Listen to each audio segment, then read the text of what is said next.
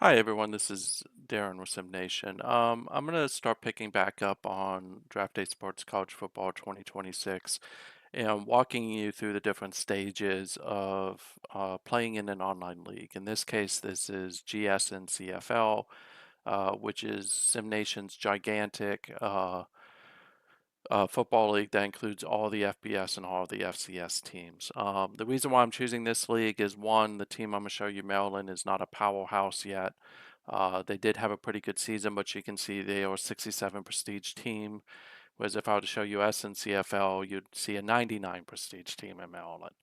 Um, and also, it's because of the timing. Right now, GS and CFL just flipped, and we are now into staff signing, which is really traditionally one of the first phases in the off season. Now, if you were to start the game, this wouldn't be the first phase for you because you literally start the game like a week or two away from the beginning of the season. But since we just flipped, if you were to join us now, this is the stage we would be in. To me, staff is a really important part of the game. It often gets overlooked. For some coaches who decide to let the coaching staff pretty much run everything, meaning they're using their playbooks, they're using their strategy, and they're essentially letting them do the recruiting and stuff like that, staff is absolutely important. But even if you're not one of those coaches and you're one of the coaches like me who really micromanages the whole program, staff is still very important because, like many other things, your staff's ability, the amount of points you have and where those points are will help determine how successful you're going to be in pretty much all aspects of the game, whether it's scouting, recruiting, game management, keeping players happy, being able to motivate and train players. All that matters. Now, I've been playing this game a long time, and I'll tell you that staff has evolved. In the old days, staff was only really recruiting and maybe scouting. And then they started to factor in like training. So those were the three things that staff were important for. Because most coaches in online leagues don't normally allow the team, the coaches to run the team. Over the last two versions, staff has become increasingly more important because they introduce things like recruiters, scouters, trainers, quarterback coaches, and all the other positional coaches. Now, positional coaches are traditionally how well you can develop somebody over time, whereas like a recruiter is how well do you recruit, scout, how well do you scout, and then so on and so forth. So let's kind of talk through what everything means, and we'll just start there. So Stephen McCoy is the head coach of Maryland, led them to a national title, uh, has decent stats, not normally like what I like in a head coach.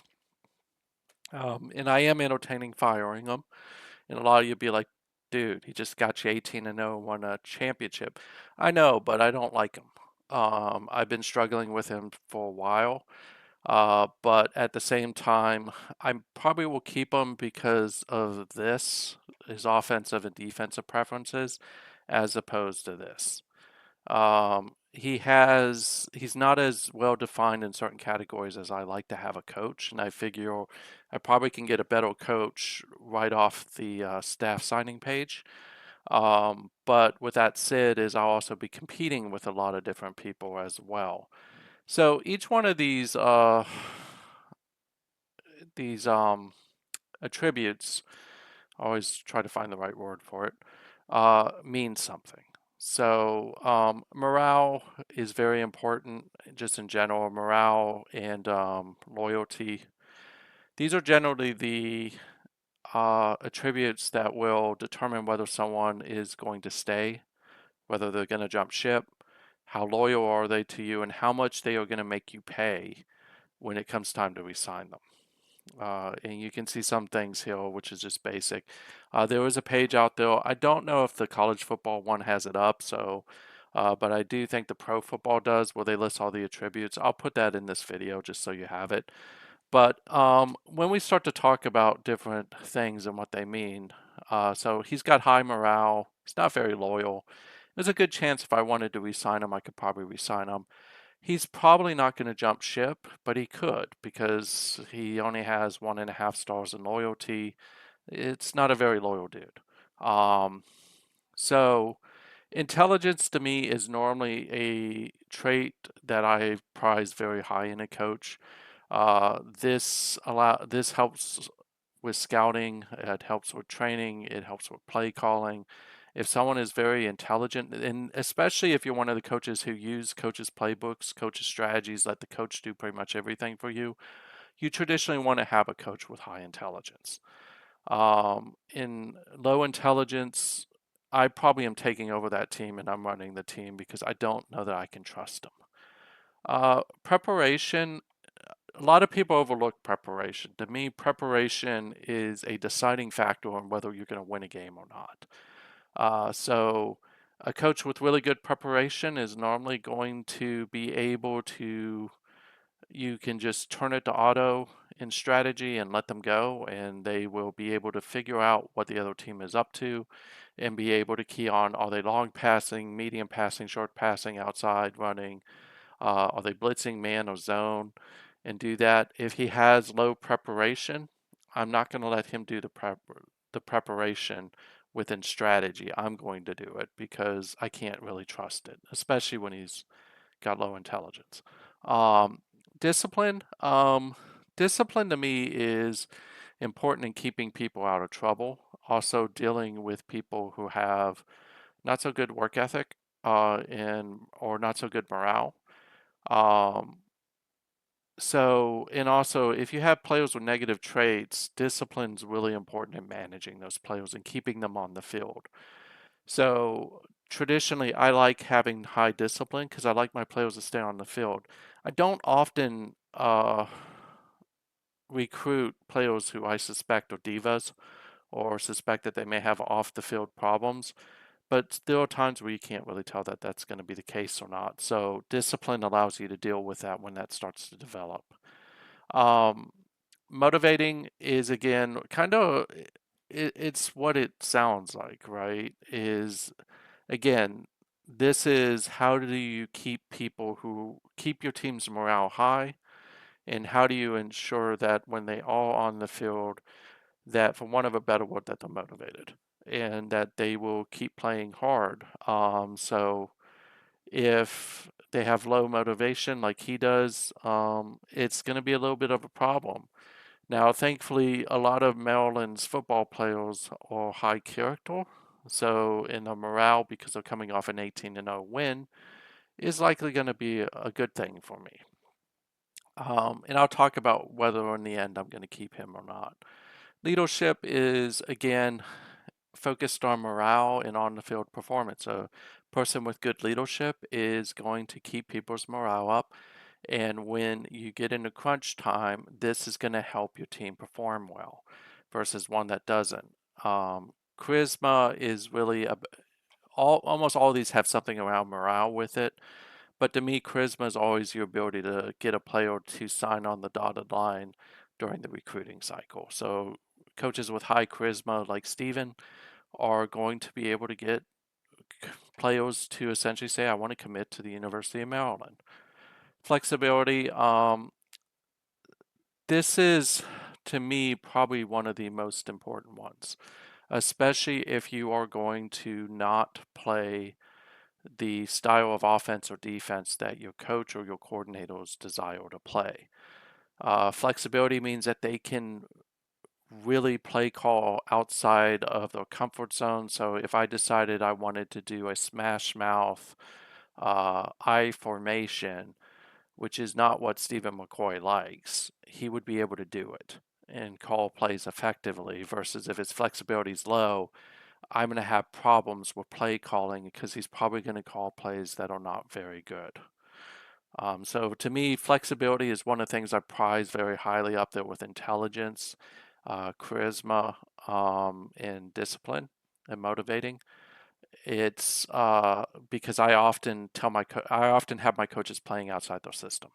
Now, it's always good to try to get a coach that plays within your system. That's kind of really important. Coach offense is what it sounds like. It's the ability to essentially train people on the offensive side of the ball. It's the ability to call the right plays on the offensive side of the ball. Defense is the same thing. Like I could actually have Steven call the defenses because um, he's got 4 stars, which is among the best out there outside of 5 stars, right? Assess potential, assess ability. These are really scouting type uh, things. It's your scout's ability in scouting. It's your scout's ability to look for high potential players. So that's potential. Ability is to be able to know things about the player that you're recruiting and know kind of where they are at this moment. Then, of course, scouting is really those two things get together. So when you have a scout, you want them to have generally high scouting, accessibility, assess potential. Those are really important things for a scout to have. A recruiter should have high recruiting. And recruiting does exactly what it really sounds like it does, right?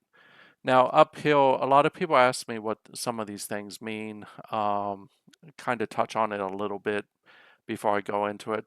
Development is all about training. So when you hire a trainer, you want them to have high development and also probably high physical. Physical is really the physical and athletic. It's training for the physical and athletics traits of a player to continue to improve them. It's really important to have that. And then, of course, youngsters is just what you want to have in general, at least one person. And traditionally, I would say this would be your trainer or your head coach. You want someone who has the ability to essentially train freshmen and sophomore players. Attention to detail. When you have elite players, this is what really differentiates how well they're going to continue to develop. If you don't have a coach with a high attention to detail and you have 5 star players, you may notice them not developing very well. And then last thing is position coaches. This is just coaching people up to their position. For those of you not aware, skill position is wide receiver or running back. Special teams, of course, is kickers and punters and stuff like that. And everything else is pretty straightforward and easy. General preferences, again, other things to note about staff is what type of trait they have. These traits actually mean something. And pretty in this case, he is good at developing people, meaning he's good at making them stronger. And there's a list of traits. I'm not going to repeat them all. I'll just point you to where that is because I think that's a little bit more important. And then pipelines is important to pay attention to, especially with where you want to recruit. Steven can recruit Texas, Pennsylvania, and Arizona very well because those are his pipelines. And then also as time progresses, you can see what they're getting better at. So right now, my decision is I'm probably going to keep him, even though I'm not generally a big fan of him, at least for one more season to see how he does. I did think originally about not keeping him because of this and this, mostly because Maryland is in a place where, if we go back, you'll notice that, well, I don't have many scholarships, but I have a lot of players coming in. Those two traits kind of worry me just a little bit about the fact that I may not be able to train up those players. Now, Gilbert Blaze is my offensive coordinator. He's got really good skills. But you can see he can't really coach the offense very well. Um, and one of the things that I often look at is how much of a hit am I going to take in a penalty? So if you release a coach early from their contract, you will take a hit because you have to carry part of their contract depending how your league is configured across the course of the rest of their contract deals. Now, an important note is if you're going to get rid of a coach, do it during staff offers. Because if you don't do it during staff offers, um, you essentially are paying that coach, and then when you fire them after staff offers, you're stuck with paying that money's been paid. you're stuck with it until the end of the season when it flips. So a lot of teams ruin their budget very quickly because maybe the coach isn't doing as well. They decide to fire him mid-season. They decide to hire another coach, and now they're saddled with two salaries. And that will eat your budget away almost very quickly. So if you're going to get rid of someone, I say get rid of them during staff offers. Don't try to get rid of them during the season because then you're stuck with that budget. Also, that coach is going to be recruiting people during the season. And as they start to recruit people, you now run the risk of as soon as the season flips or after staff offers, that person decommitting. And again, I have to take that into account. As you will see, I probably have one of the best quarterbacks out there, and Rashad Dial, who is going to replace an absolute legend. I can't really get rid of Stephen McCoy. It's probably going to drive my decision not to get rid of Gilbert Blaze as well because I just don't want to lose this guy. I think he is going to be phenomenal. You can see kind of though, right? And he's a type of quarterback that I kind of need. So that's going to influence my decision to keep probably Gilbert, even though Gilbert is pretty bad. The other thing is also knowing what is out there, and I'll show you how to look at that in a second. Jerome Wood, Maryland's defense was horrible this year. I think that's an understatement. I won most games because I was able to outwin shootouts. I'm on tap for 3 years, 1.7 million with him. I don't know that I could get rid of him this year. I often try to get rid of people when it's 0 years because that means our contract's up and I have a choice to renew it or not. Sonny Button, this is the trainer. He's bad. He's gone. So we'll just get rid of him now. Joe Todd as a scout is horrible. I'm going to get rid of him as well. I don't really care what the market looks like. He's just bad. Derek Gamble, you see here, is not a really good recruiter either. He's gone. Even though he has 1 year left, I'll take the penalty. And then you'll see here is these are my other coaches. He's not bad. I'll probably keep Kenneth Ray. I do think I could do better, but I'm not going to risk it. 1 year, 0.2 million for my offensive line. I'm going to get rid of him as well, just because he's not all that great. So goodbye. Defensive line coach, again, looking at defensive line. 2-star is not bad for a league that just started. My main challenge with him is flexibility, morale, good morale, decent charisma, but he's not disciplined or motivating, so he's not really going to help me grow my defensive line. And again, I'm concerned about my defense already after coming out of this season. So we have Kraus, who's got 2 years for $100,000. That's actually really good in real life. But he's not a really good linebacker coach either. So I did have really good linebackers this year, and I really feel like I could have been better. So we're going to get rid of him too. And you're kind of getting the gist. I'm probably going to do a little bit of a clean sweep on my positional coaches, only because I think, again, I can do better. And so looking at this, again, Mark Sharp is not really good at the things I want him to be good at. And we're going to get rid of Mark too. So that leaves me with these guys, although candidly, in looking at my budget, I can probably get rid of some of these guys. I'm not spending a lot of my budget towards, I don't, but I'm not burdening my budget with salaries right now. So I think that I will probably get rid of Jerome Wood. I will probably see some decommitments. Just because I think, again, I can do better. Now, you have two choices when you hire someone. You can hire internal, you can sign. I'm going to sign. Now, I'll show you this, and this is cheese, and I will be the first one to tell you it's cheese, is sometimes what you can do is find a really good coach, and there's a quicker way to do this, but I'm just going to do it this way, is I could probably hire Perry Hilton pretty cheap. So I'm going to highlight him. And now I'm going to go to defensive coordinator. And you notice I still have Perry, even though, well, he's on the list, so I'm fine. But normally, sometimes you can just take a person from a head coach list by just clicking on them before you switch to the coordinator position, and then they'll stay selected, and then you can just do this. I'm notoriously cheap, by the way, just so everyone knows. I'm not going to give, there's no way I'm giving you 12.5 million. I'm going to give Perry $1.5 million for a 2-year deal. He may not take it, but I've got at least 4 to 5 cycles, so I've got time. So we'll go ahead and submit the offer. I chose him mostly just because he can coach defenses.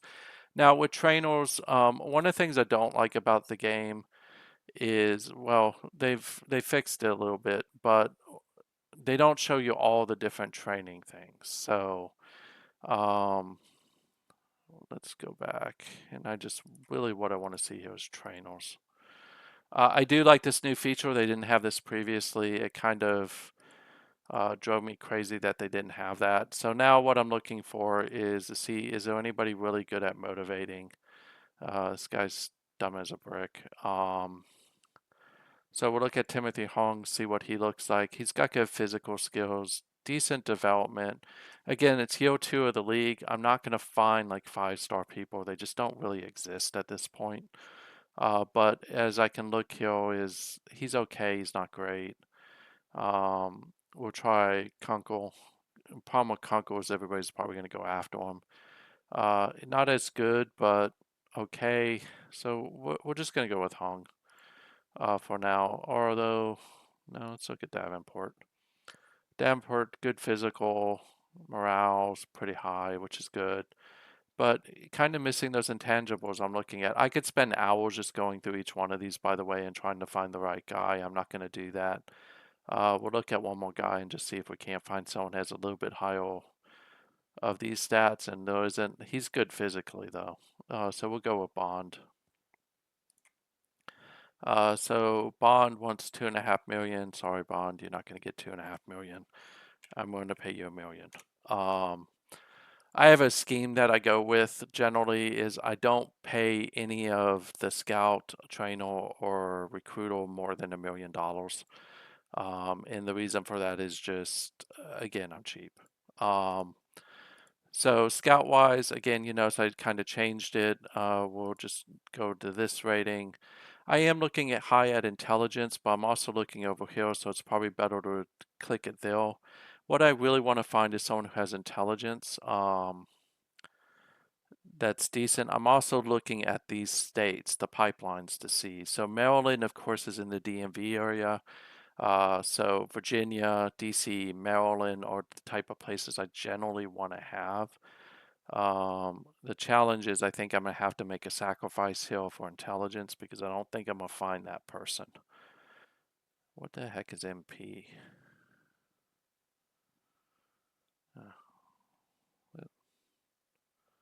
Kind of curious. What is MP? Is that Puerto Rico? Yeah, we'll leave that alone. Maryland. So scouting wise, the best scout I'm going to get is going to be Feifel. He's a network of Kentucky, but those are not going to be relevant. So I'm probably going to aim for either this guy or this guy. I'll sacrifice to get the intelligence. So we're going to go with Valmore. Again, we'll give him $1 million. Recruital, and I'm less worried about scouters on my side, candidly, only because I generally understand how to scout on my own. And that will be a video coming up where I'll explain how I do that. Again, looking at the states to try to figure out will I want to recruit. I like Texas, but I do have a guy who can recruit Texas already. This guy's actually candidly pretty good. Doesn't have much charisma, but I can offset that with the coach. Yeah, I'm gonna go with this guy only because he has California and Texas. Who Oregon don't really care about that, but the other one. So that's kind of how I'm gonna look at that. Now for receivers, what I'm looking for here is I'm gonna look for motivating or intelligence. If I can get one like this is perfect for me. He's DC, Washington. Jimenez, let's see, but he's not all that good of a. It's actually not all that good. Um, I really want someone in the skill positions. I'm on skill. So youngsters, none of these guys again are fleshed out. So a 2-star is probably going to be the best I got. I'm going to go with Lively only because actually no, we'll go with Jimenez. Actually, I'm on the wrong one. That's why. Sorry about that. I was wondering why everything looked weird. Um, so we'll look at Mitten. You see, Mitten is really good at skill position. I'm just gonna go with him. He's a local boy, so we'll do that. Um, and I'm fine with that. Do keep an eye on how much you're offering people just in general. What I think is a lot of times people get lost in the wash is they start offering a lot of people a lot of money, and before they know it, they're out of money. I like this guy down here from North Dakota. He's a good special teams guy. Got some other good traits, so you get $100,000. Um, Offensive line coach, again, looking for someone who has decent stats here as well. Rock, even though he's Montana, Texas, not the best. So let's try a different person, maybe McCleary. McCleary's a really good offensive line coach. You can see that. Plus, over time, he may actually morph into someone I can bring in as a coordinator. I said McCleary, right? Just making sure. He's a little bit more expensive than what I'd like to pay, but no, that'll be fine. I need to flick this off because now I'm on the defensive side of the ball. I like Wilson. Let's see what he looks like. Yep, good coach. West Virginia, which is nearby. Um, Definitely worth it. Linebacker coach. We'll look here and we'll see here what we want. We'll look at Keller. Keller looks decent. Not all that great, but not all that bad. Um, don't like his schools though. The states he's got. Try him. Only problem here is I don't like those. Uh, Maybe him. Yeah, we'll go with Watson. And then we'll round it out with the defensive backs. Again, I'm looking a lot at this. I like developer traits in general for position coaches because it just helps. So we'll go with that. And that should be all the coaches I have.